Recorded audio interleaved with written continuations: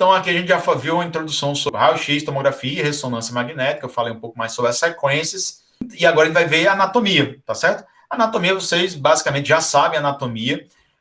Vocês vão se surpreender porque boa parte da anatomia que a gente vê, detalhes de pequenas estruturas para fins de neuroradiologia, algumas que vocês não aprenderam ou que vocês tiverem menos atenção é mais importante para a neuroradiologia, e outras estruturas praticamente não tem pouca importância na neuroradiologia, no sentido de que tem pouca relação com lesões, ou a gente não consegue simplesmente ver no exame de imagem. Por isso, da importância cada vez maior da gente entender mais radiologia, anatomia radiológica, tá certo? Porque, basicamente, o que eu vou ver na prática, entendeu? Então, a gente vai ver um pouco sobre calota, encéfalo, ventrículos, sulcos e cisternas. Membranas de dura mater, aracnoide mater ou pia mater, a gente tem pouca noção na imagem. A gente, principalmente no exame normal, ele é pouco visualizado para a gente. A gente tem mais noção quando tem uma lesão, geralmente hemorrágica, a gente, que é o mais comum, a gente consegue mais ou menos inferir onde está essa lesão, em que espaço, se no epidural, subdural, por exemplo, subaracnoide, certo? Aqui mostra um estudo, só introduzindo a questão do crânio. A gente tem um estudo aqui do Netter, mostrando as estruturas da face. É claro que é uma coisa você vê assim, bonitinho, todo colorido. Na prática mesmo, você vê tons de cinza. Então, você vê basicamente separação através da sutura e pela topografia. Relembrando que no caso do raio-x, como é esse exame aqui de imagem, a gente tem uma ideia bidimensional, ou seja, as estruturas são sobrepostas. Então, eu tenho menos detalhes ainda, tanto de frente como no perfil, que eu também tenho noções aqui das suturas, aqui, da célula turca, aqui, eu também conhecido como célula túrcica, aqui da região da mastoide, tá certo?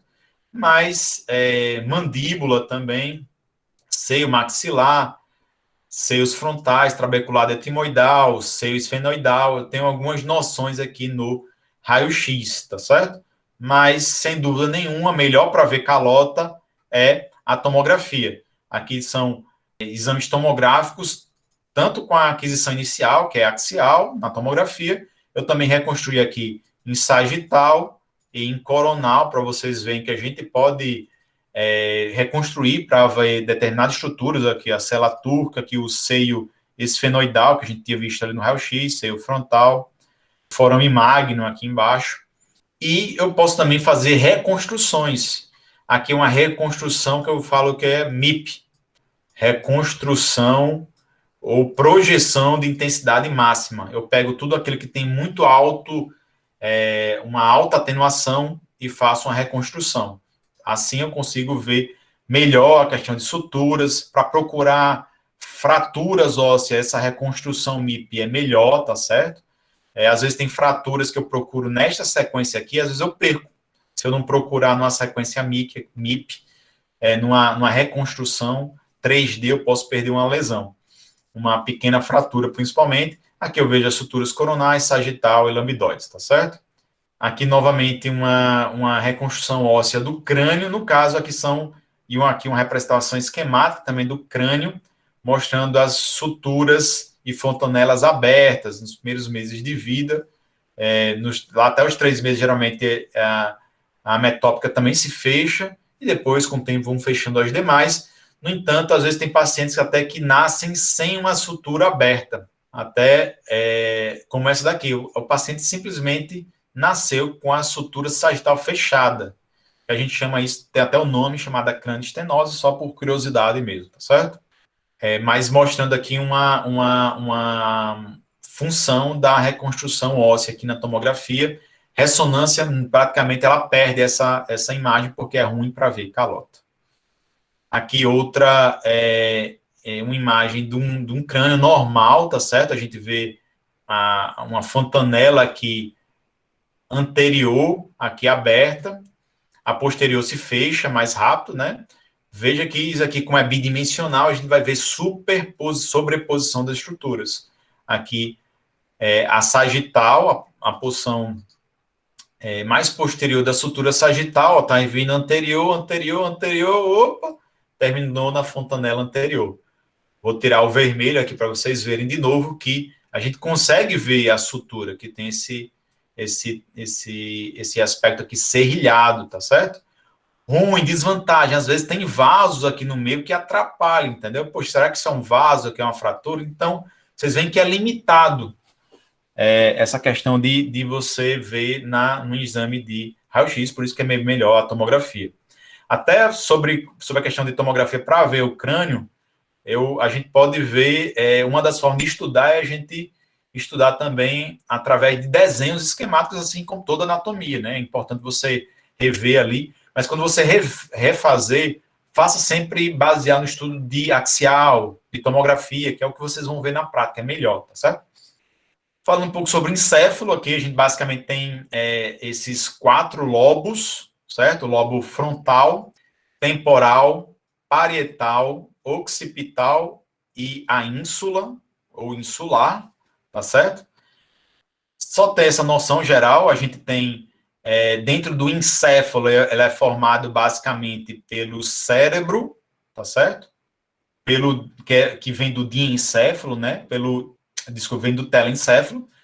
Também pelo diencéfalo, essas estruturas mais antigas, vamos dizer assim, na formação, na evolução encefálica, tá certo? Temos ainda que essas estruturas são acima do tentório do cerebelo.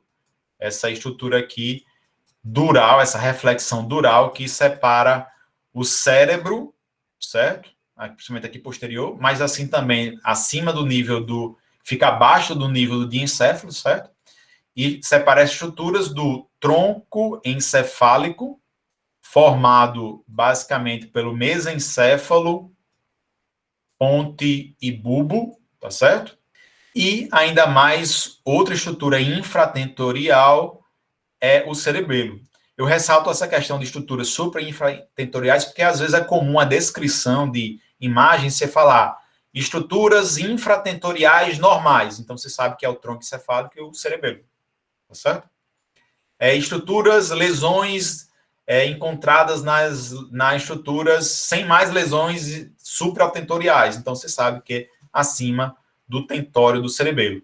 Essa é uma representação esquemática que já se aproxima bastante desse sagital aqui, T1, isso é uma ressonância sagital T1 pré-contraste, no caso, sem contraste. A gente vê que muitas estruturas que a gente encontra aqui, a gente faz uma similaridade com essa representação esquemática, sabendo que ressonância como tomografia são tons de cinza. Então, a gente vê alguma coisa mais branco, mais preto, tá certo? Vê que o líquido aqui no terceiro ventrículo, nas cisternas, esse líquido apresenta-se preto. Então, ou é um T1 ou um flare, tá certo?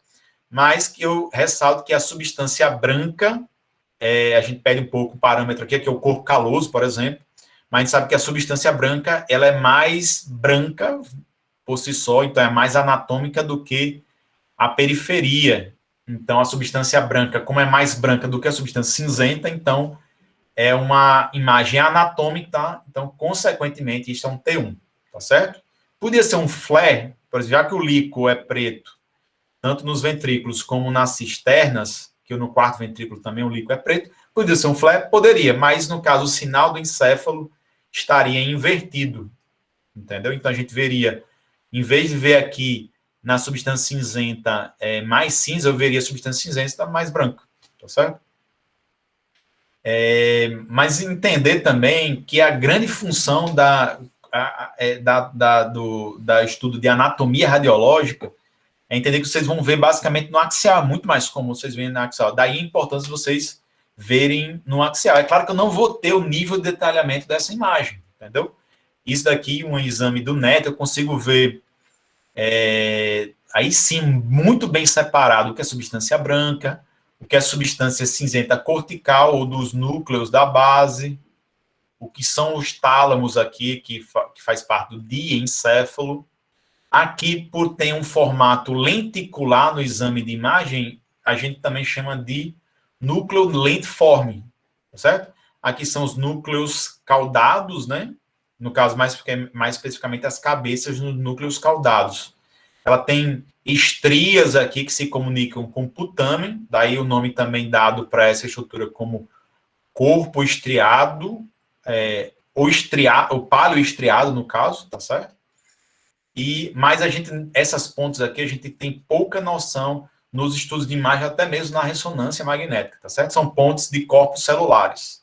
Por isso que se apareceriam aqui mais, no T1, por exemplo, apareceriam mais cinza. O claustrum, a gente tem pouca ou quase nenhuma definição mesmo na ressonância. Então, a gente tem pouca noção na ressonância magnética, como vocês vão ver depois na próxima aula, tá certo? Beleza. Então, vou mostrar para vocês aqui 6 cortes principais que vocês têm que saber para estudar o encéfalo, tá certo? Então, os 6 cortes principais que vocês têm que ter uma noção são os seguintes. No caso, isso aqui é um estudo de tomografia computadorizada em cortes axiais, tá certo? Aqui no centro, mas eu sempre vou colocar aqui para vocês qual nível que vocês vão ter. Nem sempre vocês vão ter esse nível, mas como vocês estão a nível de aprendizagem, eu vou colocar aqui só para vocês terem uma noção da altura desse corte axial. O primeiro corte axial que eu quero que vocês saibam é o corte mais superior. É acima dos ventrículos. Aqui o sistema ventricular, que no corte coronal, sempre em todas as próximas imagens, aqui à direita vai ter o coronal, à esquerda de vocês vai ter o corte sagital e ao centro os cortes axiais. Importância desse centro, a gente vê aqui os giros, tá certo?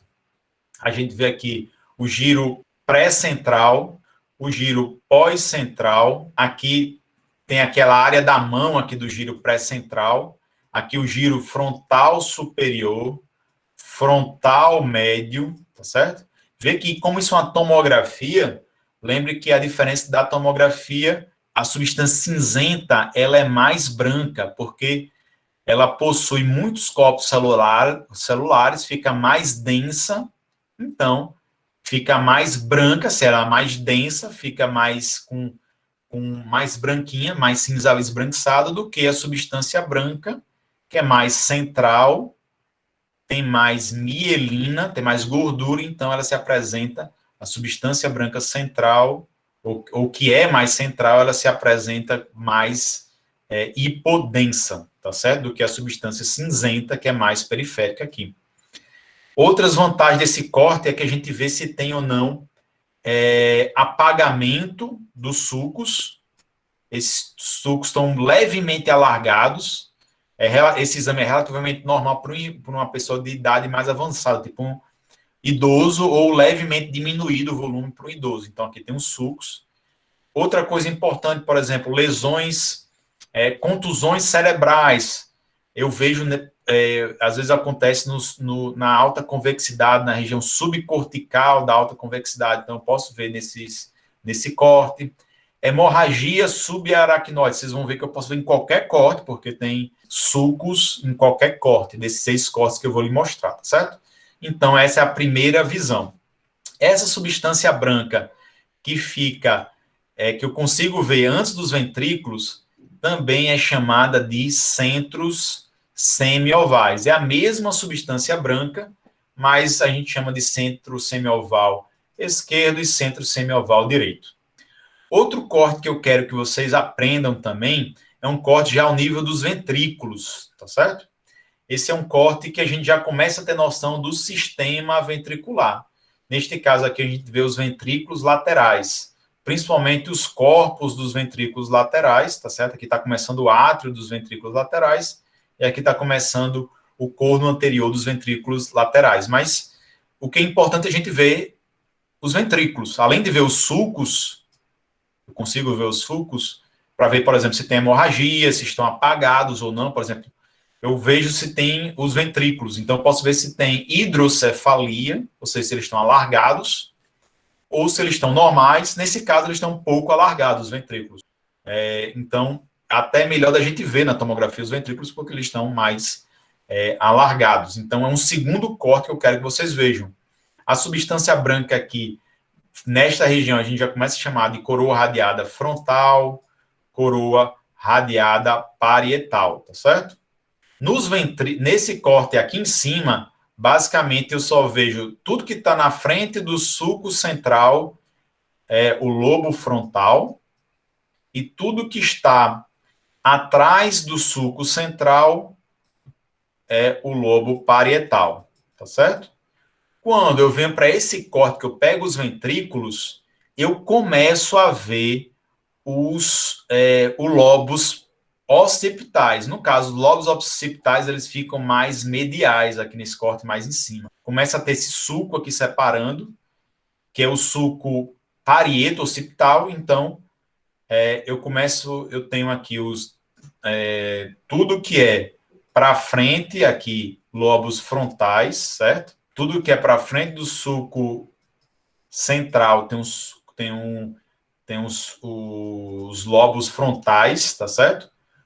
Tudo aqui que está inferomedial ao sulco parieto occipitais são os lobos occipitais, e tudo que está entre os dois aqui são os lobos parietais. Estou fazendo semicírculos aqui, ou círculos incompletos aqui no lobo parietal esquerdo, tá certo? Outro corte que eu quero que vocês aprendam, certo? Tá sabendo que daqui a pouco eu vou retornar todos esses cortes, obviamente, certo? Que são várias estruturas. É o principal corte de todos eles. É aquele nos quais você vê principalmente os núcleos da base e os tálamos, tá certo?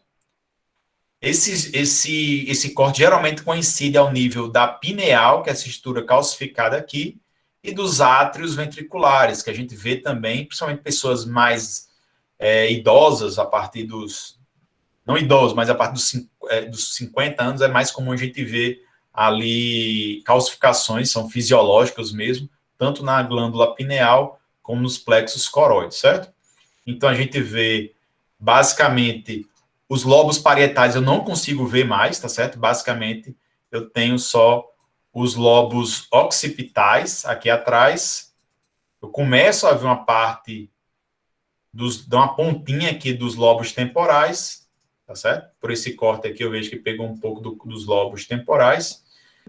Eu vejo a ínsula aqui, que é delimitada aqui, dividida aqui pelo sulco central, tá certo? Essas estruturas que protegem a ínsula, que ficam na frente da ínsula, a gente chama de opérculo também.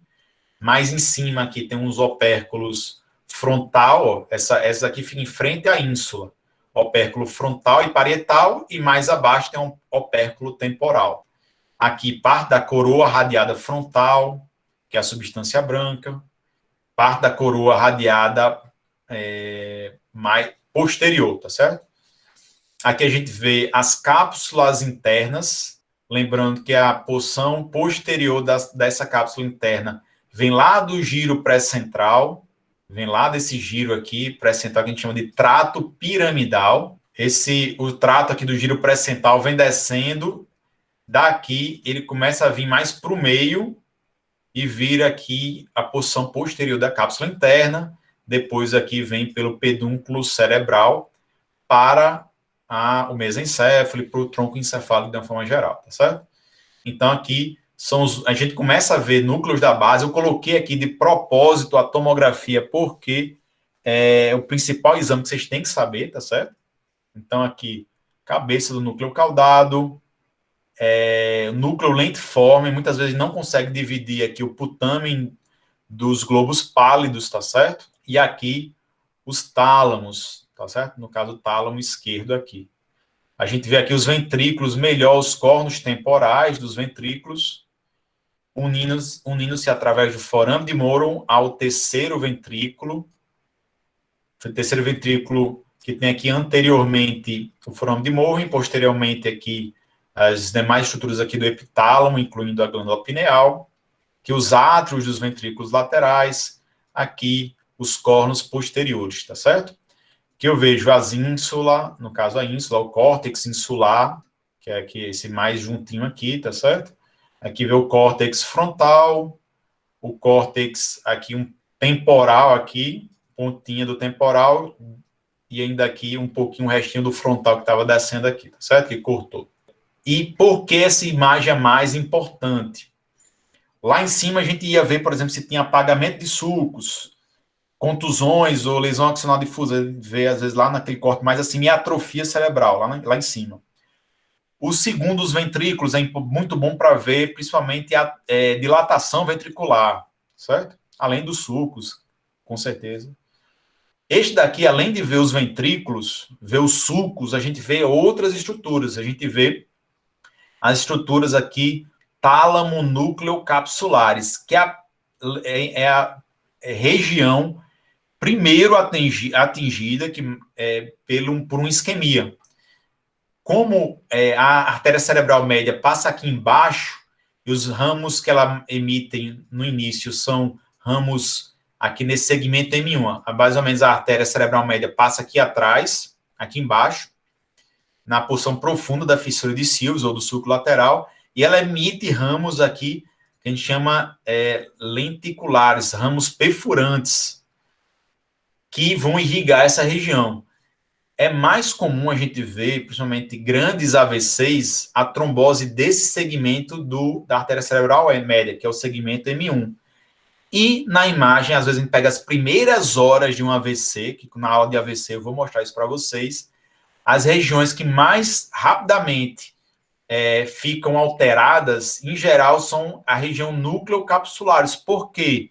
Porque nessa região tem mais corpos celulares, e vocês sabem bem que os corpos celulares são as regiões mais metabolicamente ativas, precisam mais de oxigênio. Então, essas são as primeiras vezes, com horas de um AVC, apesar de a tomografia ser muito ruim para ver AVC, mas às vezes, após horas de AVC, eu já consigo ver hipoatenuação ali dessa região insular, que é o córtex insular, do putamen, da cabeça do núcleo caudado ali, principalmente. A cauda do núcleo caudado eu tenho pouca definição na tomografia, então eu vejo mal, tá certo? Então, esse terceiro corte, então a gente viu o primeiro corte acima dos ventrículos, segundo corte ao nível ventricular, terceiro corte ao nível dos núcleos da base e tálamo. Esse é o corte mais importante. Claro que de centenas de cortes na tomografia, eu só selecionei 6, que são os mais importantes, mas sabe que esses são os mais importantes, tá certo? Outro corte importante, aqui um quarto corte importante, que eu selecionei para vocês, é esse daqui que a gente vê a cisterna supracelular. É essa cisterna aqui que tem um formato de estrela ou de 6 ou de 5 pontos, nesse caso tem 6 pontos, e a gente vê o início aqui do cerebelo, tá certo? Como é um corte axial, ó, veja que a tenda do cerebelo é essa daqui. Essa daqui é a tenda do cerebelo. Veja que no corte axial, ó, eu peguei parte do lobo frontal, que é essa região aqui. Eu peguei aqui parte do mesencéfalo para a ponte, tá certo? Que é essa região aqui, central. Peguei a cisterna supracelular, que é essa aqui mais escurinha, que é essa daqui da estrela, e peguei aqui atrás, ó, parte do cerebelo. Então, só para vocês verem a noção de anatomia, tá certo? Então, aqui é parte do cerebelo, aqui são os lobos occipitais ou occipitais, tá certo? Essa porção mais anterior, veja que no corte coronal, aqui lateralmente, eu peguei também os lobos temporais, que os lobos temporais que se unem aqui à região centroencefálica, diencefálica, pelo tronco temporal, tá certo? Então, esses daqui são os polos temporais, os lobos temporais, tá certo? Região mais anterior, que é anterior a mais, a gente chama de lobo, a porção anterior do lobo temporal. Aqui, mais especificamente, a porção mais anterior ainda, a gente chama de polo temporal. Polo temporal, assim como aqui a região mais anterior dos lobos frontais, os polos frontais, a região mais posterior dos lobos occipitais, os polos occipitais, tá certo? Uma importância desse quarto corte aqui é que hidrocefalias, lesões expansivas podem levar à herniação do uncus, aqui dessa região das regiões mesiais temporais, ela pode vir para essa cisterna supracelular e comprimir, por exemplo, o terceiro ventrículo, que passa aqui, que emerge aqui dos pedúnculos da região da cisterna interpeduncular. Então, é uma importante região. É bom também que a gente tenha uma noção geral também, por exemplo, em traumas. Trauma é muito comum ter lesões frontobasais, ou seja, nessas regiões. É uma região que no trauma vocês têm que ir lá ativamente procurar para ver se tem contusões cerebrais. Polos temporais, regiões anteriores, principalmente anteroinferiores e inferolaterais, são lesões também, são áreas comuns para ver contusões no contexto de AVE, de trauma. Outra importância desse quarto corte é para ver hemorragias, principalmente a nível das cisternas, tá certo? Hemorragia subaracnoide, como aqui se encontra o famoso polígono de Willis, e é aí onde estão as principais, onde estão as mais comuns, os aneurismas mais comuns se formam ali na região do polígono de Willis. Então, é mais comum que hemorragias contaminem essa região primeiro. É claro que elas podem vir aqui para os sulcos, os demais sulcos aqui, ou a cisterna aqui quadrigeminal, mas essa região é a principal que vocês têm que procurar hemorragia, tá certo? Outra informação importante, aqui, ó, onde passa a artéria cerebral média. Aqui está sem contraste, então fica mais difícil de ver, mas essas daqui é o segmento M1, é o primeiro segmento da artéria cerebral média. Assim que termina a carota interna, ali o polígono de Willis, começa a artéria cerebral média, ela emerge nessa região. E, num contexto de AVC, um sinal mais precoce que eu posso ver, até antes da hipoatenuação ali da região núcleo-capsular, eu posso ver uma hiperdensidade de M1, que eu chamo de sinal da artéria hiperdensa. É outro achado que você tem que ir lá ativamente procurar. E até complementando, aproveitando essa questão aqui de artéria hiperdensa, veja também que todos os cortes eu também vejo os seios sagitais, tá certo? Eu vou voltar aqui, ó. Seio sagital superior, no caso aqui que eu estou marcando, certo? Seio sagital superior. E nesse último corte aqui também em cima, também seio sagital superior. Então, eu tenho que procurar também se eles têm alguma alteração. Uma hiperdensidade, mesmo sem contraste, pode corresponder, por exemplo, a uma trombose, tá certo? Dessa região. Então, procurar ativamente nessa região. Vasos aqui, M1, seio sagital superior, ver isso nos vasos. Nas cisternas, ver hemorragia, tá certo? E principalmente na cisterna supracelar. Ver a questão de herniação aqui, temporal mesial, também é outra importante, mas é bem mais raro a gente encontrar. E ver também contusões pós-traumáticas aqui, focos de hemorragias aqui, seja lá frontobasais ou temporobasais, antero-inferolaterais, tá certo? Outro corte importante é aquele corte que a gente vê o quarto ventrículo, que é o que a gente vê esse U invertido aqui. A gente vê bem os cerebelos, certo? Os hemisférios cerebelares, que se comunica a ponte através dos pedúnculos cerebelares. Os principais pedúnculos são estes, os pedúnculos cerebelares médios, tá certo? São os mais robustos. Para ver lesões, às vezes tem lesões aqui nas cisternas, né, nessas regiões, ou seja, pré-pontinas, e dá para ver AVCs, lacunas, dá para ver hemorragia em ponte, para ver apagamento ou lesão expansiva aqui no quarto ventrículo, ou ainda para ver, no contexto de contusões, ver lesões aqui nos lobos temporais. Veja que neste outro corte aqui, a gente já pega praticamente todas as estruturas aqui das estruturas infratentoriais, mas veja que no coronal, aqui a gente vê aqui no sagital, mas veja que no coronal eu pego ainda um pouquinho dos lobos temporais. Então, veja que é a porção mais inferior dos lobos temporais. Então, eu posso ver contusões cerebrais, tá certo? Nesse corte axial, sim, que eu, já lá embaixo, mas eu consigo ver aqui os lobos temporais. Eu também consigo ver aqui a face, certo? Aqui, no caso, as órbitas e aqui no meio os seios da face, trabeculado etimoidal e os seios esfenoidais. Lembrando que seios das faces e as mastoides entram aqui na avaliação também do crânio para ver diagnóstico diferencial, por exemplo. Às vezes o paciente chega com cefaleia, mas o que ele tem é uma sinusite aguda esfenoidal, por exemplo, ele só tem lesão aqui. do seu esfenoide aqui esquerdo. Então, é uma causa, entendeu? Ou tem uma lesão expansiva aqui dentro da órbita aqui que comprime o nervo óptico. Ou que está uma lesão aqui dentro do globo ocular. Tá certo? Então, é importante a gente ter essa noção. E, por último, o último corte, mais inferior, o ideal até um corte até um pouco mais inferior, que eu vejo aqui já próximo, eu já vejo o bulbo, certo? A porção final aqui do cerebelo. E é importante, eu vejo até um pouquinho mais baixo para eu ver o forame magnum, para eu ver se tem ou não herniação das tonsilas cerebelares.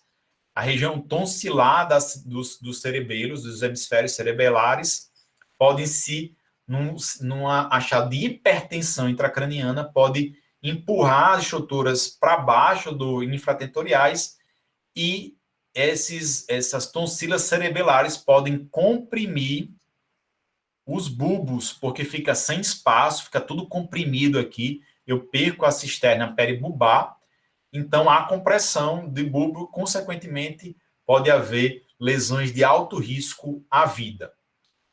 Beleza, pessoal? Então, estes são os 6 principais cortes que eu quero que vocês aprendam. Veja que neste último corte, isso tudo aqui na frente é face. O crânio mesmo, eles não pediram para estudar essa fase, tá certo? Mas essa região, mas eu consigo avaliar aqui a rinofaringe, aqui os passos mastigatórios e aqui o finalzinho das órbitas.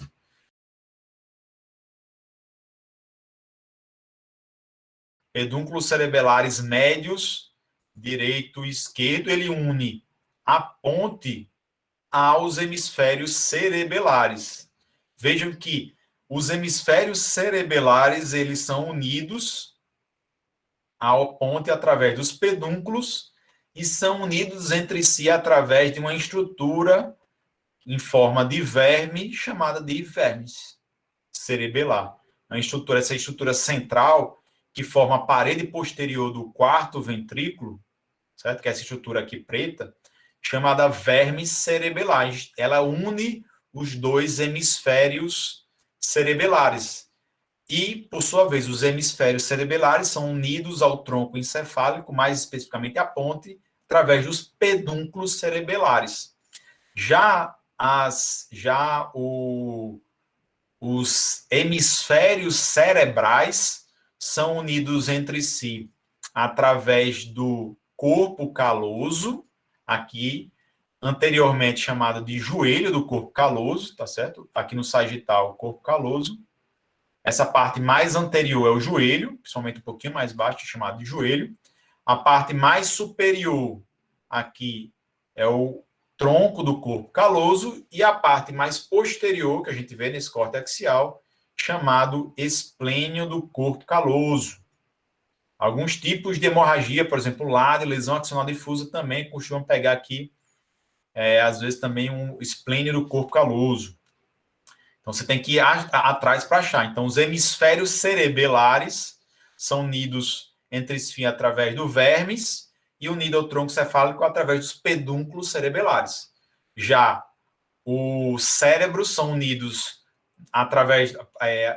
entre si através do corpo caloso, tá certo? Aqui também o joelho do corpo caloso, tanto nos axiais como também no sagital, e os hemisférios cerebrais, junto com o diencéfalo, são unidos ao tronco encefálico através, não dos pedúnculos cerebelares, mas através dos pedúnculos cerebrais, tá certo? Que vão se unir, ou fazem parte aqui do mesencéfalo, né? Se unindo ao tegmento mesencefálico, que mais atrás o teto do mesencéfalo, aqui apontando aqueduto mesencefálico, tá certo? Aqueduto mesencefálico aqui bem fininho, ressaltando também que lesões nessa região, por exemplo, uma lesão aqui no cerebelo, uma lesão aqui no mesencéfalo, núcleo rubro aqui, por exemplo, próximo núcleo rubro, uma lesão aqui na cisterna tectal, ela pode comprimir facilmente aqui o aqueduto mesencefálico, que é bem fininho, é só essa tirinha aqui, pode ser comprimido, então, levando à dilatação do terceiro ventrículo e dos ventrículos laterais, ou seja, do sistema ventricular supratentorial. Vou sair aqui, viu, pessoal, só para acrescentar aqui, colocar alguém que entrou agora, voltando aqui à aula, só para então finalizar essa apresentação de hoje. Pessoal, um dos sites aí que é indicado para vocês verem é o eAnatomy. Na parte lá, ele está liberada a parte de crânio. É bom para vocês terem noções assim pormenorizadas da tomografia de crânio, tá certo? Na próxima aula a gente vai ver também algumas sequências ali, sequências de crânio pré e pós-contraste, ali, exames reais aqui, a gente fez há alguns dias atrás, e sequências, alguns com AVC, alguns com hidrocefalia também, por exemplo. Ressonância magnética, quais são as sequências que a gente vai ver, ver lesões também em ressonância magnética na próxima aula.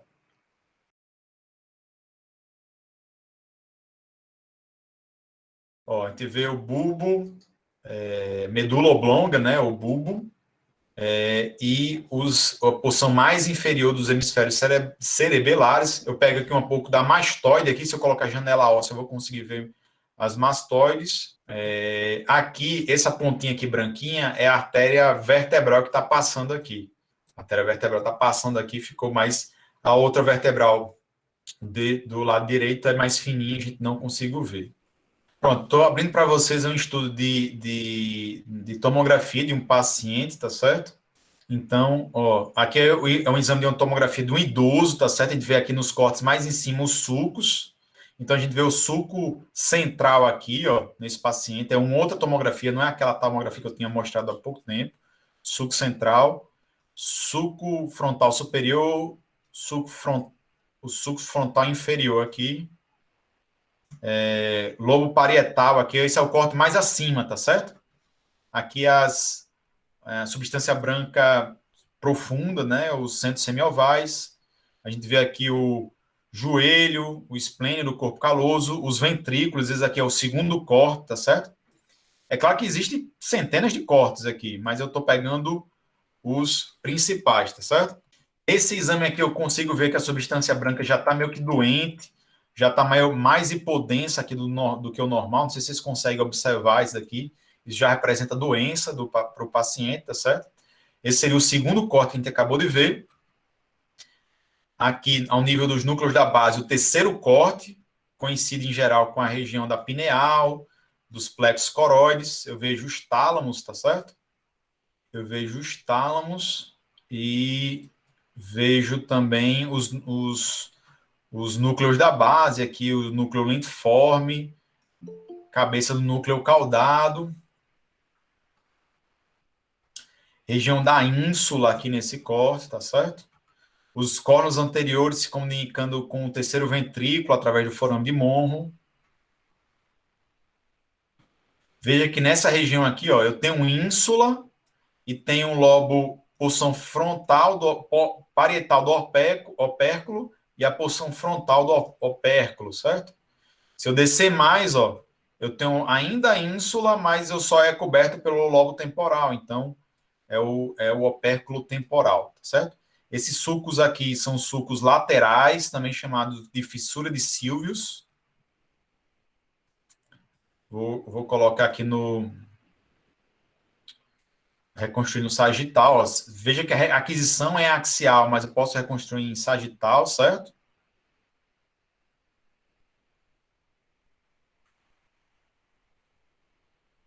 Aqui, ó, giro sulco central, giro pré-central, giro pós-central, sulco lateral de Sylvius, giro frontal inferior,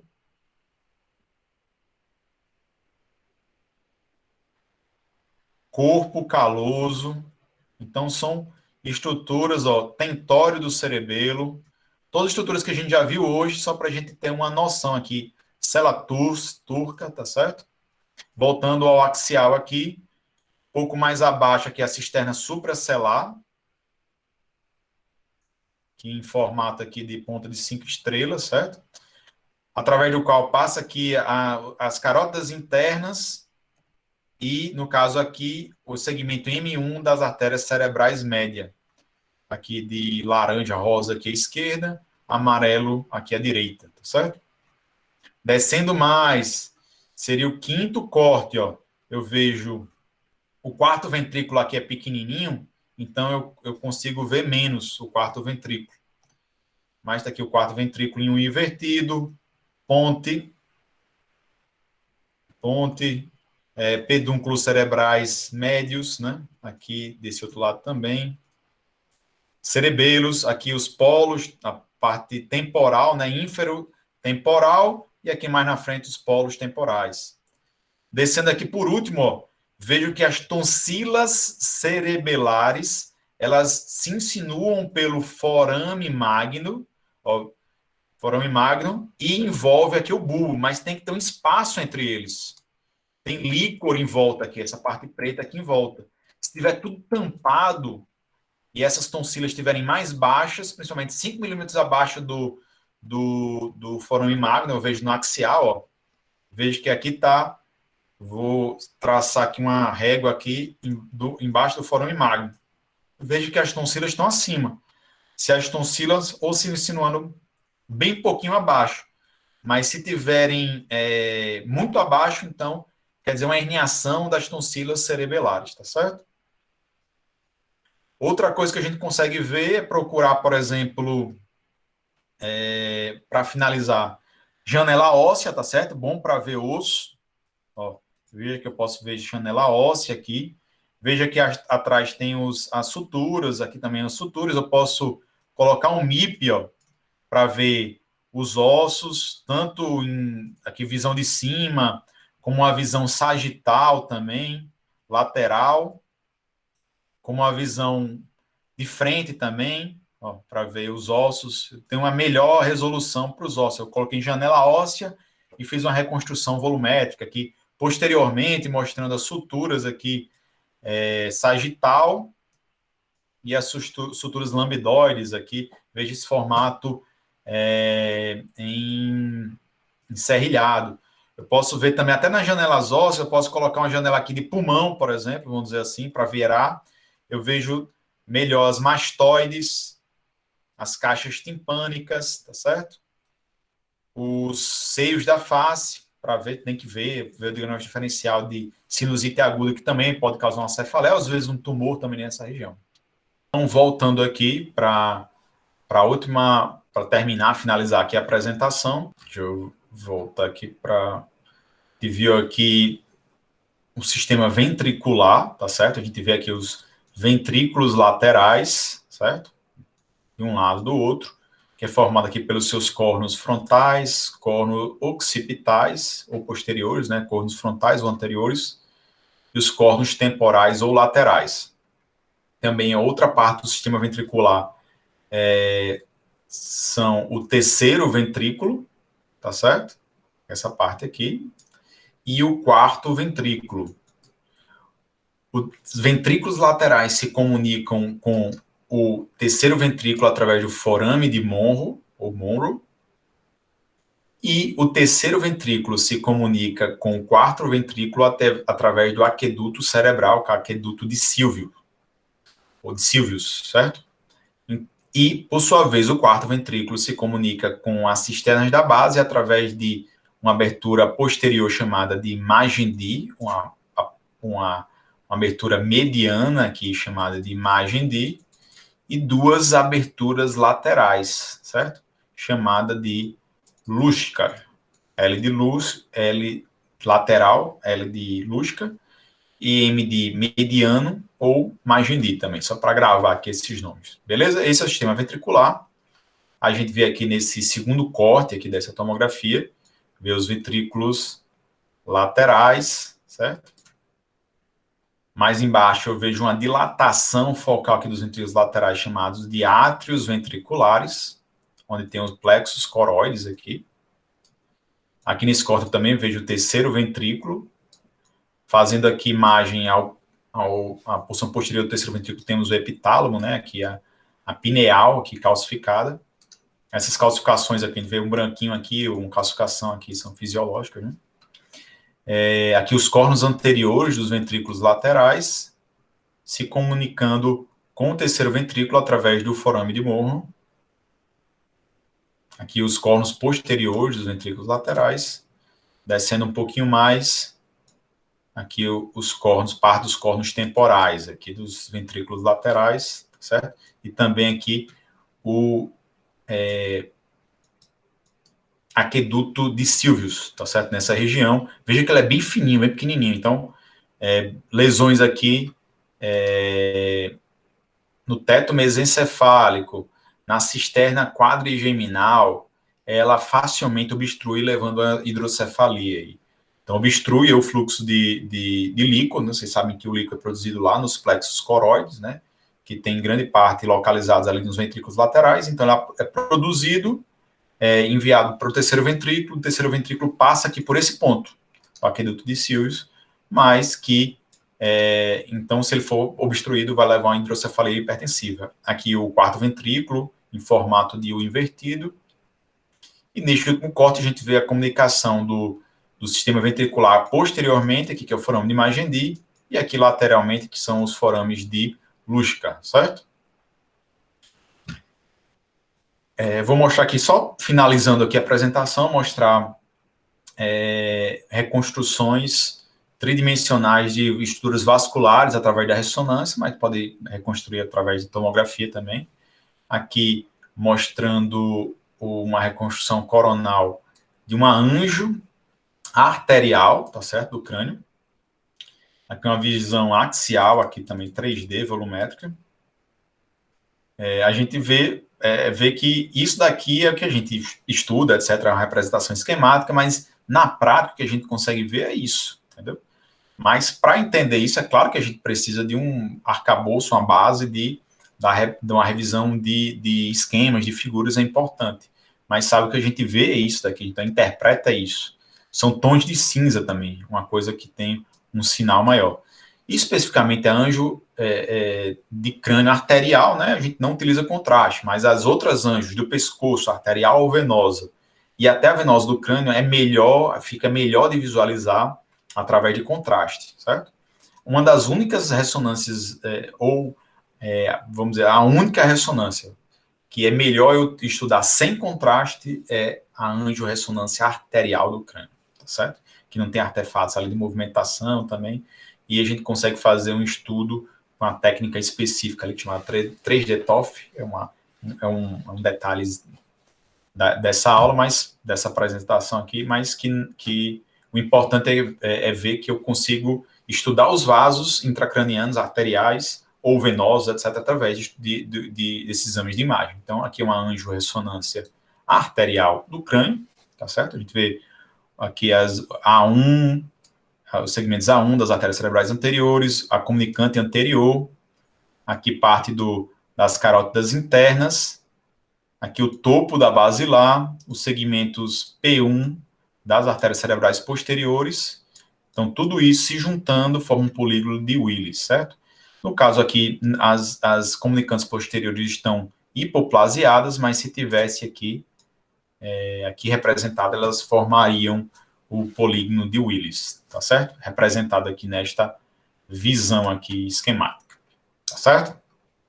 Aqui só para relembrar a irrigação, qual artéria cerebral irriga qual território cerebral. Lembrando que esse de laranja representa a artéria cerebral média e corresponde ao maior volume cerebral, e também corresponde aos locais mais comuns de infarto, certo? Então, precisa de uma atenção especial. Veja o volume de encéfalo, de cérebro, né, tecido cerebral, que a artéria cerebral média aloca, certo? Que ela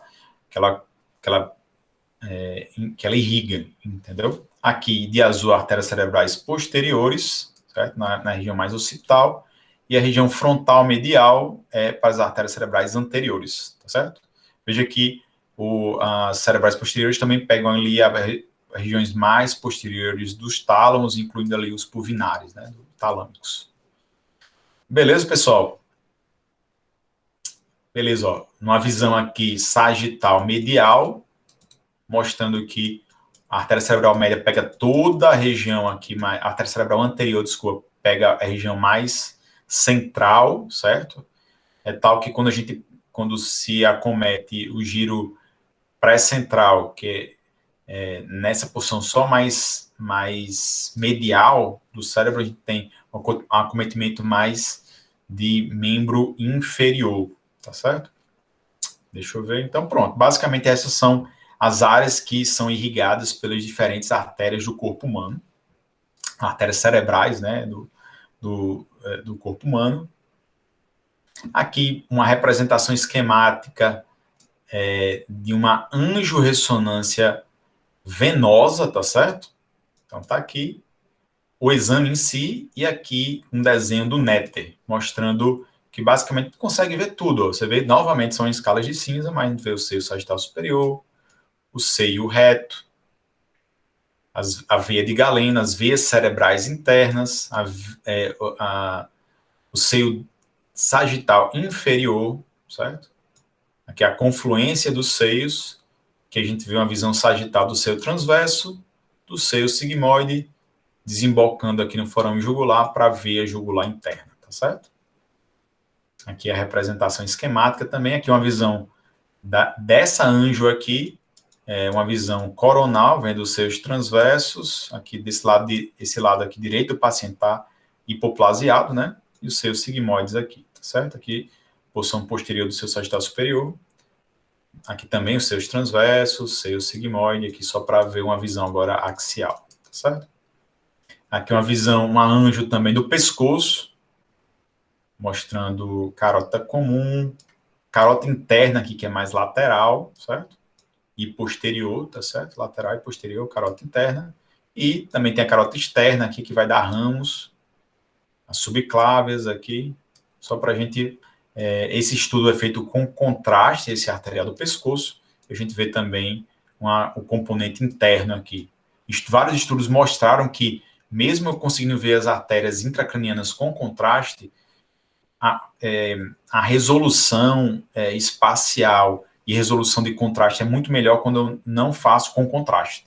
Por isso que a gente utiliza o anjo ressonância arterial do crânio intracraniana sem contraste, tá certo? Já a angiotomografia, as angiotomografias são feitas, todas elas são feitas com contraste obrigatoriamente. Aqui é uma visão coronal de frente e aqui é uma visão sagital aqui, mostrando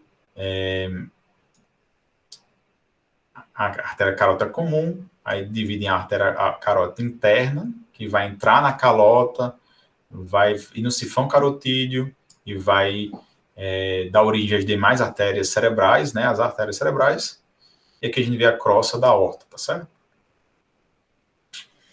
Por fim, aqui eu já falei praticamente tudo sobre análise, certo? Mas, basicamente, o que a gente tem que ver principalmente no iniciozinho ali, eu fiz um comentário, porque é uma coisa bem resumida que a gente pode até aplicar diversos exames de imagem. Basicamente, a gente precisa avaliar do menos para o mais importante, certo?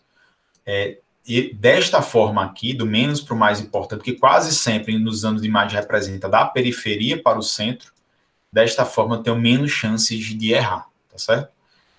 Mas o que importa, sem dúvida nenhuma, é você ver tudo. Você pode começar do cérebro, depois ir para a calota, pode ser. O que importa é você sistematizar. Isso, qualquer estudo de imagem, você tem que sistematizar para que você aprenda, para que você veja tudo, tá certo?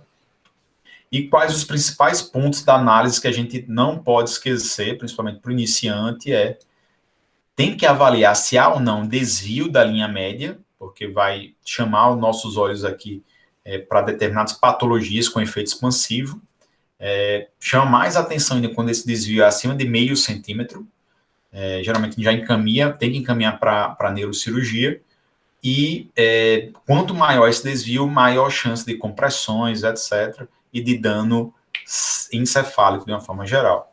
Outra coisa que a gente tem que ver é a simetria nos diferentes planos, seja coronal, sagital ou axial, a gente tem que ver a simetria.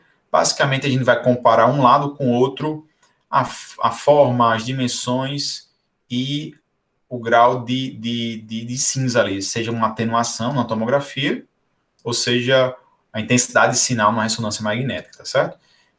A gente tem que ver simetria e essas características aqui de todas as estruturas, encéfalo, ventrículos, sulcos e cisternas, tá certo? Outra coisa que a gente não pode deixar de esquecer é ver se há hidrocefalia ou não, tá certo? E se está associada a essa hidrocefalia, alargamento dos sulcos e cisternas, que está mais associada à atrofia cerebral, que a gente chama uma hidrocefalia ex vácuo, ou se está associada a apagamento de sulcos e cisternas, que geralmente a gente chama de hidrocefalia hipertensiva, tá certo? Só um adendozinho aqui a esses dois pontos principais na análise dos exames de neuroradiologia.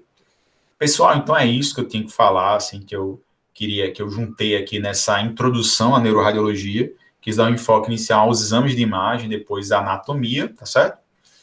Muito obrigado mesmo pela atenção de vocês aqui. E vou terminar só com uma frase de Marie Curie, o único ser humano da história a ganhar 2 prêmios Nobel em 2 áreas de ciência diferentes, certo? Ela falou certa vez que cada pessoa deve trabalhar para o seu aperfeiçoamento, seu próprio aperfeiçoamento, né? Mas, ao mesmo tempo, essa pessoa tem que participar da responsabilidade coletiva do conhecimento de toda a humanidade, tá certo? Palavras dessa Marie Curie, ela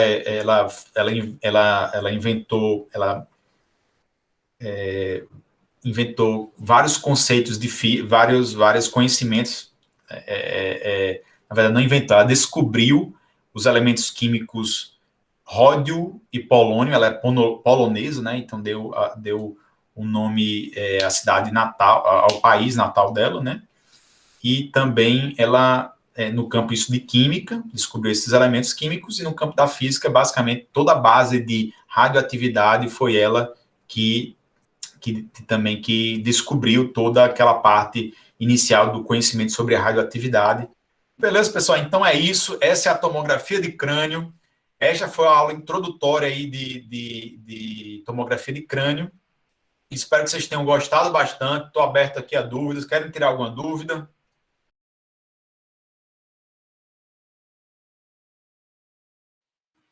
Coloca aí Anatomy in Maius. Aí vai abrir o site, você clica nele, aí tem essa interface do InAnatomy, tá certo? Tem várias regiões que você pode estudar. Aqui está a tomografia de crânio. Você clica aqui. Você consegue ver a mesma tomografia de crânio que a gente viu, ó. Lobo frontal, lobo parietal. Você consegue revisar tudo isso. Região dos tálamos, núcleos da base, região cápsulas nucleares. Você pode ver isso sem nada. Você consegue ver o estudo aqui sem nada. Você consegue ver com a anatomia geral aqui, as principais, as regiões mais gerais aqui, mais grosseiras. Se você quiser, pode apenas selecionar ventrículos, por exemplo. Vou cancelar todos aqui e colocar só ventrículos. Aí ele vai apontando só, você vai passando aqui, ele vai apontando só os ventrículos. Beleza? Como foi traduzido, algumas palavras não por diferentes autores das traduções de livro de anatomia ou dos livros de radiologia, então nem sempre os termos vão bater exatamente, tá certo? Com quem traduziu, o grupo que traduziu isso. Mas 99% bate direito, 98% aí bate direitinho. Beleza, pessoal? Show de bola, obrigado pela presença aí de todos. Tudo de bom. Valeu. Obrigadão.